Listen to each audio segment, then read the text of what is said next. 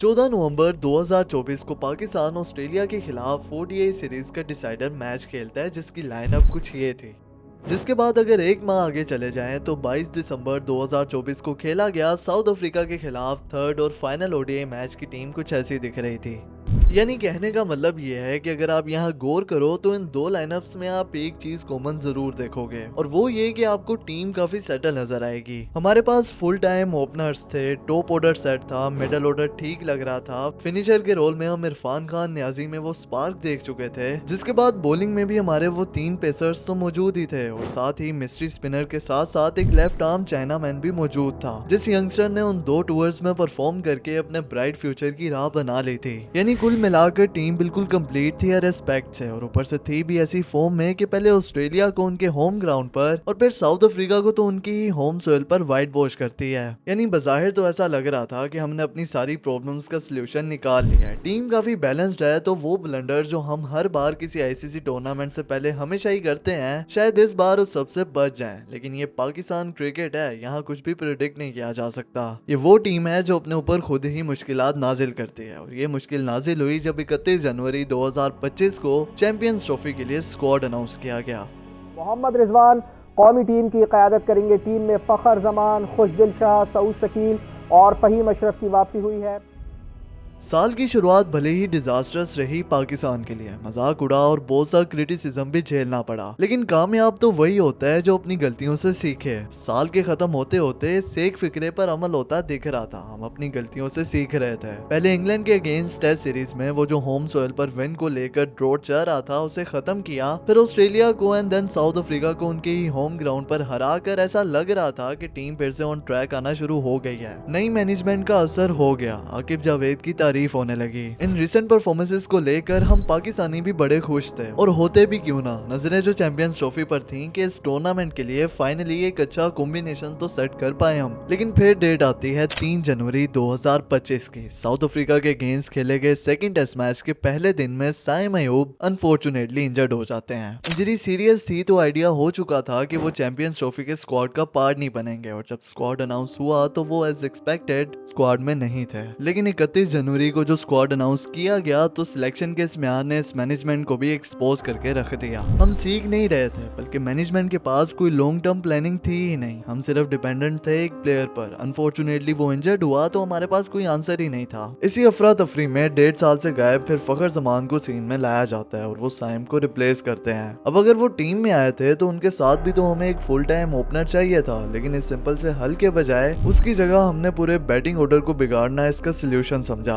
मुझे समझ नहीं आता हम कभी ऑप्शंस को एक्सप्लोर क्यों नहीं करते। सिर्फ साइम अयूब भी तो इंजर्ड हुआ था, हमारे पास 3 बैकअप फुल टाइम ओपनर्स मौजूद थे। एक अगर उनमें इनफॉर्म था भी तो इमामुल हक और शान मसूद की ऑप्शन तो मौजूद थी ना। एक की वनडे में 50 के करीब एवरेज है और दूसरा लिस्ट ए में 50 की एवरेज के साथ खेलता है, लेकिन दोनों को ही कंसिडर नहीं किया गया। क्या हमारी स्ट्रेटजीज इतनी वीक हैं कि अगर कोई प्लेयर इंजर्ड हो भी जाता है तो हम उसे रिप्लेस ही नहीं कर सकते, या बुखलाहट में आकर हम पूरी टीम के कॉम्बिनेशन का ही सत्यानाश कर देंगे। एंड आई डोंट नो किस बेसिस पर सिलेक्शन हुई है, और मेरी तरह यकीनन हर पाकिस्तानी का भी यही सवाल होगा। बीपीएल के परफॉर्मर्स को टीम में लाया जा रहा है, आउट ऑफ पोजीशन प्लेयर से टीम भरी हुई है। वो स्पिनर जो पिछले दोनों टूर्स में आपको परफॉर्म करके देता है, उसे ये कहकर सिलेक्ट नहीं किया जाता कि इसमें इंटरनेशनल क्रिकेट खेलने वाला कॉन्फिडेंस ही नहीं है। ये कोई बायलैटरल सीरीज तो नहीं हो रही जिसमें आप जिसको बुलाना चाहें उसे आप बुला लोगे, बल्कि इन्हीं 15 प्लेयर्स के साथ आपने पूरा टूर्नामेंट खेलना होता है। आप जानते थे कि स्क्वाड में जो आपने एक लौता ओपनर सिलेक्ट किया है वो भी फुली फिट नहीं है, जिसके बावजूद भी किसी बैकअप ओपनर की ऑप्शन नहीं रखी गई, और साथ ना ही कोई प्रॉपर लोअर ऑर्डर का बैट्समैन है। और ये वही पोजीशंस हैं जिसमें बैटिंग में हम सबसे ज्यादा मार खा रहे हैं। एक्चुअली कोई हार्ड हिटर तो हम बना ही नहीं सके जो हमें मैच फिनिश करके दे सके। पूरे स्क्वाड में सिर्फ खुशदिल शाह एज अ फिनिशर खेल रहे हैं, जो 3 साल टीम से बाहर रहने के बाद अब बीपीएल की परफॉर्मेंस की वजह से टीम का हिस्सा है। और इस मैनेजमेंट के फेलियर का आलम देखें कि वो प्लेयर्स जो स्ट्राइक रोटेशन वाले बैट्समैन हैं उनसे ये फिनिशिंग का रोल करवा रहे हैं। I don't know why Tayyab Tahir is constantly playing at number 6। 2 साल पहले वो बंदा इमर्जिंग एशिया कप में इंडिया के खिलाफ सेंचुरी स्कोर करता है नंबर 4 पर खेलकर, but now they are trying to make him play as a finisher. वो आपको यहाँ नहीं परफॉर्म करके देगा, और इसी तरह फिर हम एक और टैलेंट को वेस्ट कर देंगे। जबकि on the other hand Irfan Niazi, जिसमें ये इंटेंट दिखा था, जिसमें वो स्पार्क थी हिटिंग वाली, वो 2 सीरीज खेलने के बाद टीम से बाहर है। और मैनेजमेंट के फेलियर पर क्या बात करनी जिनके पास दौराने गेम कोई गेम प्लान नहीं था। अगर होता तो श्योरली फखर जमान अभी इंजर्ड ना होते।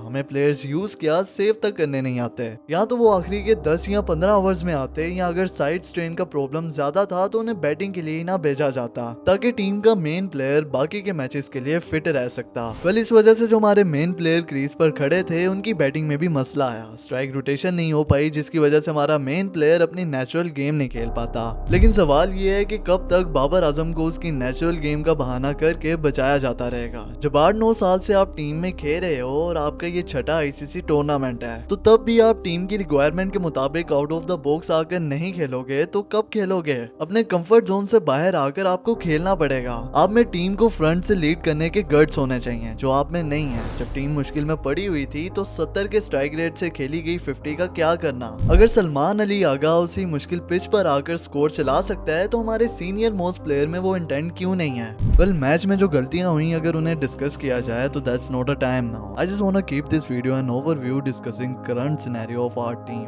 और बॉलर्स की क्या बात की जाए, हमारे पिछले 3 साल से जो प्रीमियम फास्ट बॉलर्स हैं उन्हें ये फॉर्मेट खेलना ही नहीं आता। ऐसा नहीं है कि वो कोशिश नहीं कर रहे थे, they were all trying their best. Variations का इस्तेमाल हो रहा था, बॉल आगे भी जा रही थी, बॉल पीछे भी हो रही थी, लेकिन वो लेंथ को हिट नहीं कर रही थी। अगर लेंथ हिट भी करते थे तो बॉल डाउन द लेग जाती थी जिसे सिर्फ फ्लिक किया जाता है और बॉल बाउंड्री लाइन के बाहर जाती है। T20s में तो वेरिएशंस के साथ 4 ओवर्स तो किसी तरह गुजार लिए जाते हैं, लेकिन ODIs में ऐसा नहीं होता। You have to continuously hit that length, you have to continuously trouble the batsman. लेकिन हमारे बॉलर्स को इसकी प्रैक्टिस ही नहीं है। अब ट्राई नेशन सीरीज के मैचेस देख लें या फिर चैंपियंस ट्रॉफी वाला मैच देख लें, बॉलर्स को नहीं पता था कि बॉल डालनी कहाँ है। इसी वजह से आखिरी 10 ओवर्स में आकर हमारे बॉलर्स के हाथ पांव फूल जाते हैं। हमें थोड़ी हर बार 120-20 रन पड़ते हैं आखिरी की 60 गेंदों पर। जब कोई बॉलर 5-6 साल से टीम के साथ होता है, उसे इतना एक्सपीरियंस होता है, तो उसे खुद भी अवेयरनेस हो जाती है कि मैंने इस टाइम पर ये बॉल डालनी है। ये चीजें कैप्टन या कोई और आकर आपको नहीं बताता। You should be that mature at least. Batting तो आपकी खराब थी ही, लेकिन साथ ही बॉलिंग के उससे भी बुरे हालात हैं। बैटिंग तो आपको एक आध मैच जितवा देगी, बट बॉलिंग आपको टूर्नामेंट जितवा कर देती है। लास्ट 10 ओवर्स में जो हर मैच में बॉलर्स की पिटाई होती है और जो 40 से 50 रन एक्स्ट्रा जाते हैं, they are costing us a match. हम मिडिल के ओवर्स में ब्रेक थ्रू नहीं ले पाते, डेथ ओवर्स में रन्स को कंट्रोल नहीं कर सकते, तो इस सब के साथ हाउ कैन वी सर्वाइव?